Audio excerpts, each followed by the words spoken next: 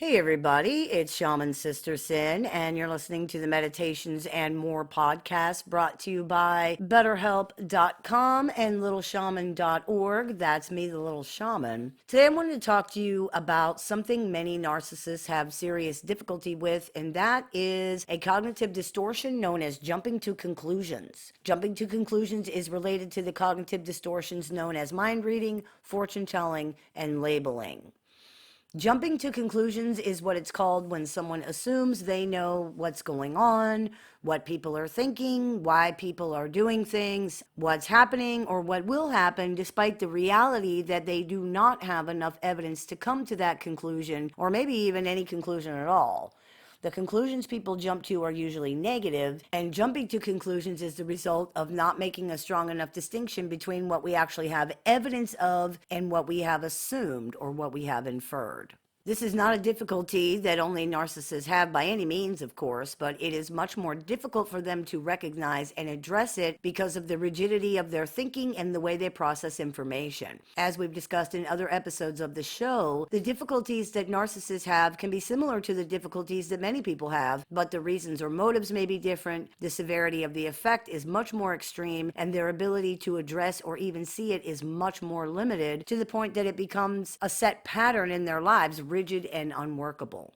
As you have heard me state many times, narcissism is not about behavior. Behavior requires context. Narcissism is more about patterns, mindsets, and motivations than anything else.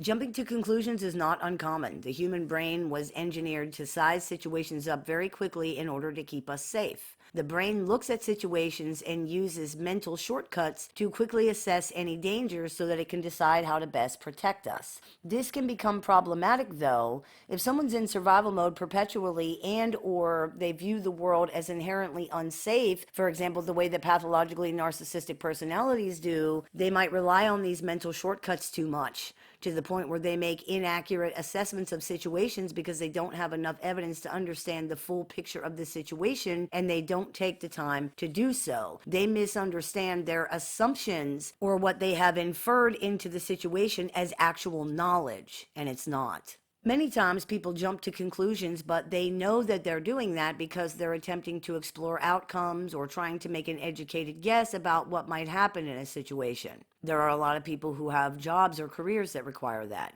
In other words, they acknowledge that there's a lack of evidence in the situation and that they're only guessing. They know that. Problems arise when people mistake their assumptions for actual knowledge, for genuine knowledge. Problems arise when people don't realize they're jumping to conclusions. They believe that they're acting on actual knowledge and actual evidence when they're not. If you deal with narcissistic personalities in any way, you've probably seen a lot of this behavior. It's very common for narcissistic people to come to quick conclusions about things with little or no evidence to support what they assume. Coupled with emotional reasoning, mental filtering such as disqualifying the positive, black and white thinking, personalization, and other cognitive distortions, narcissistic personalities jump to conclusions that often make no sense to anybody but them.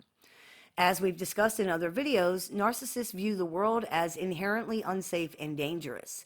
This idea not only perpetuates but is reinforced by their constant misreading of situations and their inability to integrate contradictory information into their perception. It's a vicious cycle, it's a broken feedback loop, and it's very difficult to deal with because they're sure that they've made the correct assessment of the situation. All the evidence is interpreted according to a conclusion instead of being used to create the conclusion. Evidence that contradicts the conclusion is dismissed as meaningless or interpreted so as to support the conclusion rather than being objectively evaluated. For example, the narcissist in your life is sure they know how you feel or what you're going to say. Then when you contradict them, they accuse you of lying. They will not accept or even entertain the idea that they could be wrong, and legitimately they don't believe you anyway. From their perspective and through their perception, their assumption makes sense. Therefore, they're not wrong, you're lying. One of the biggest problems here, too, is that many of their conclusions were formed before you ever came along, such as nobody cares about me, nobody's trustworthy, or everyone's a liar, everyone's only out for themselves.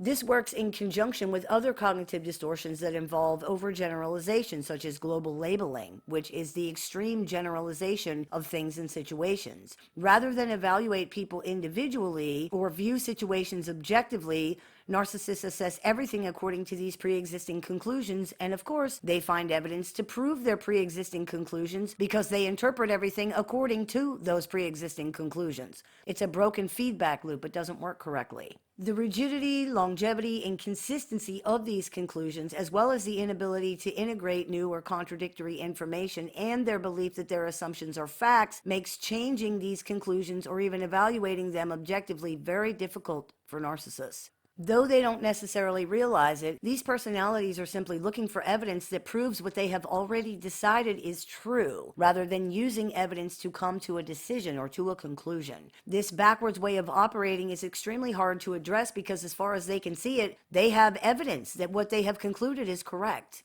For them, looking at things differently or evaluating contradictory evidence is pointless because these things are unrelated to their conclusion and therefore to the situation. They don't matter, and they also prove the conclusion somehow. At worst, it is seen as an attempt to get them to ignore the evidence that they believe does prove their conclusion. That's the only evidence that carries weight to them, and it doesn't matter how much of it there is or isn't. It's a little bit like them saying, there are only going to be black buttons in this box. Then you look and you say, actually, there's a lot of white buttons too, though. And they say, that doesn't matter. Look how many black ones there are. They are the only ones that matter. They're the only ones I'm counting. The white buttons don't matter, and they don't prove the narcissist conclusion wrong in any way. After all, we're not talking about white buttons, we're talking about black ones. They assumed that there would be black buttons, there were black buttons. Conclusion proven, right? Case closed. This absurdity is the type of thinking you're dealing with when you try to show narcissists that they don't really have the evidence they need to come to their conclusions. They just don't see it that way, and they're not going to. You run into insanity like, you put white buttons in the box just so I would be wrong. Or torturous situations like sitting there watching them count all those hundreds of buttons in the box to prove that there are indeed more black ones, just for them to say that somehow it's wrong or it doesn't matter if they happen to be incorrect. It's useless.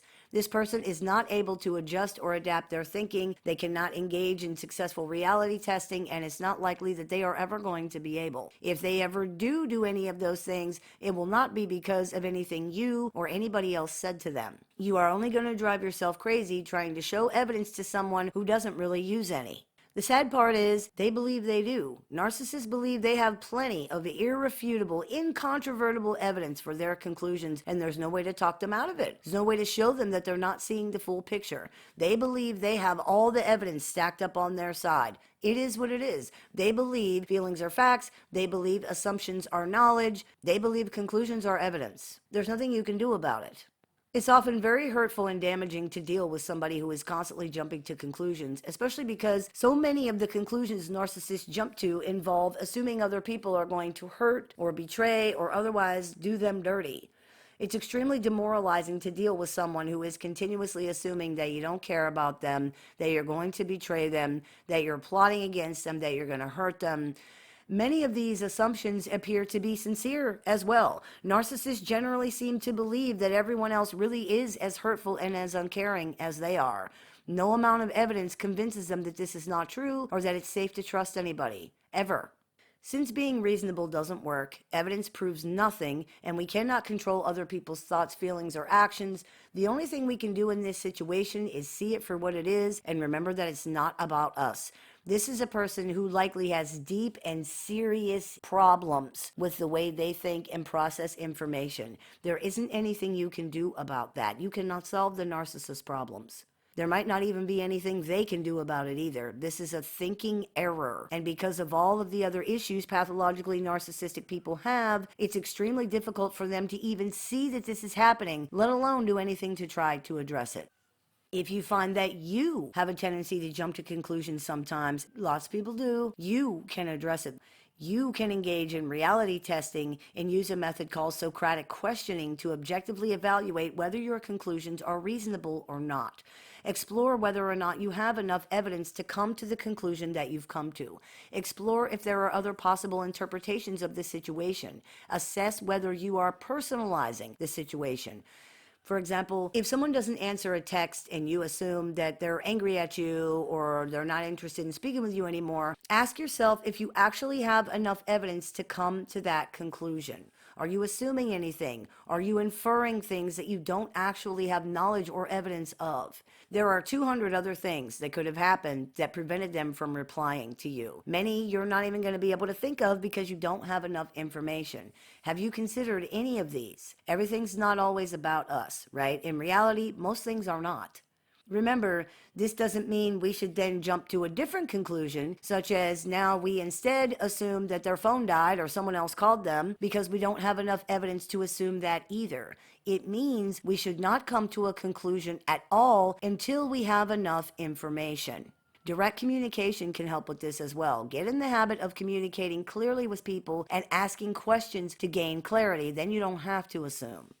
If you're dealing with someone who routinely jumps to conclusions about what you're doing, what you're saying, what you're thinking, what you're feeling, what's going to happen, what you're going to say, please be aware of how damaging this is both to the relationship and to you as a person, especially if there's no way to correct or address the situation because the person's thinking is too rigid to adapt, and if they believe it's your fault they think these things because you're providing them with all of their so-called evidence.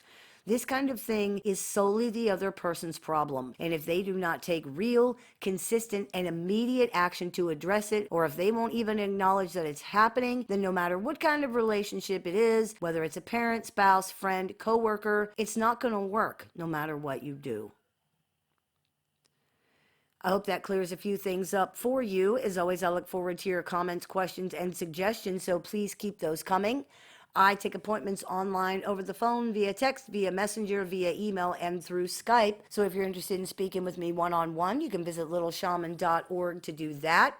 I teach workshops, seminars, and clinics multiple times throughout the year. So if you're interested in seeing what we're running this month, you can visit littleshaman.org to do that. And if you're interested in joining our support group, with multiple weekly meetings throughout the month, access to exclusive content, and more, you can visit littleshaman.org to do that as well. You've been listening to the Meditations and More podcast brought to you by betterhelp.com and littleshaman.org. That's me, Little Shaman. May the Great Spirit bless you. Have a wonderful day.